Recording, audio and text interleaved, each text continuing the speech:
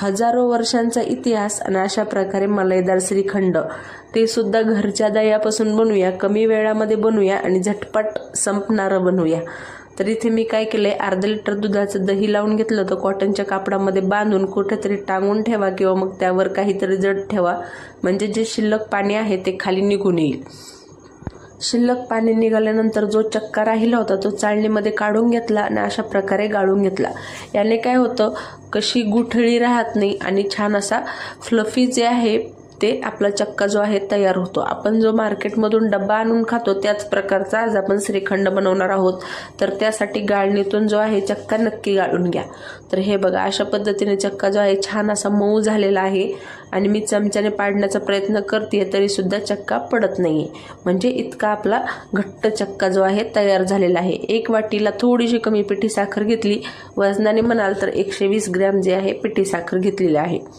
आता पिठी साखर आणि आपला जो चक्का आहे छान असा विप्सच्या साह्याने जे आहे मिक्स करून घेऊया, म्हणजे पिठी साखर जी आहे छान पद्धतीने मिक्स होईल।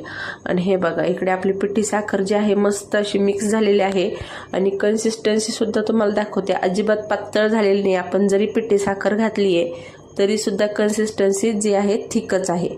तर याला आणखीन थोडंसं कलरफुल बनवण्यासाठी इथे मी केसरचं दूध बनवलेलं होतं। केसरचे धागे जे आहेत 1 तास आधीच दुधामध्ये भिजवून ठेवले, त्यामध्ये 1 ते 1.5 चमचा जे आहे केसरचं दूध घातलं। यापेक्षा जास्त घालू नका, नाहीतर काय होतं श्रीखंड थोडंसं पातळ होईल। तर केसरचं दूध घातल्यावर छान असं मिक्स केलं आणि हे बघा मस्त असा कलर आलेला आहे, म्हणजेच की आपलं श्रीखंड जे आहे मस्त तयार झालेलं आहे। तर इथे आवडीप्रमाणे ड्रायफ्रूट घालूया। इथे मी काजू आणि बदामचे काप घातलेले आहेत किंवा तुकडे, तुम्हाला हवं तर यामध्ये चारोळी, पिस्ता ॲड करू शकता। फ्लेवरसाठी विलायची घातलेली आहे, जायफळ जरी घालायचं असलं तर तुम्ही घालू शकता। तर या पद्धतीने परत एकदा मिक्स करून घेतले सर्व ड्रायफ्रूट, विलायची वगैरे, आणि अशा पद्धतीने मस्त आपलं श्रीखंड मलाईदार तयार झालेलं आहे। घरचा श्रीखंड खाण्यात काहीतरी वेगळीच मजा असते, एकदा नक्की बनवा। आणि हे जे श्रीखंड आहे 8 दिवस तुम्ही मस्त फ्रीजमध्ये स्टोअर करून ठेवू शकता ना, 8 दिवस तुम्ही खाऊ शकता। जास्त प्रमाणात सुद्धा बनवू शकता तुम्ही।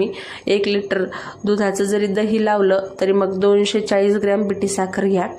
अशा प्रकारे आपलं श्रीखंड तयार झालेलं आहे। आता 1 तास ते 2 तास जे आहे याला आपण फ्रीजमध्ये ठेवूया, कारण थंड श्रीखंड खाण्यात मजाच असते। तर हे बघा, अशा प्रकारे श्रीखंड तयार झालेला आहे आणि सोबत अशी टुमटुमीत पुरी सुद्धा बनवलेली आहे।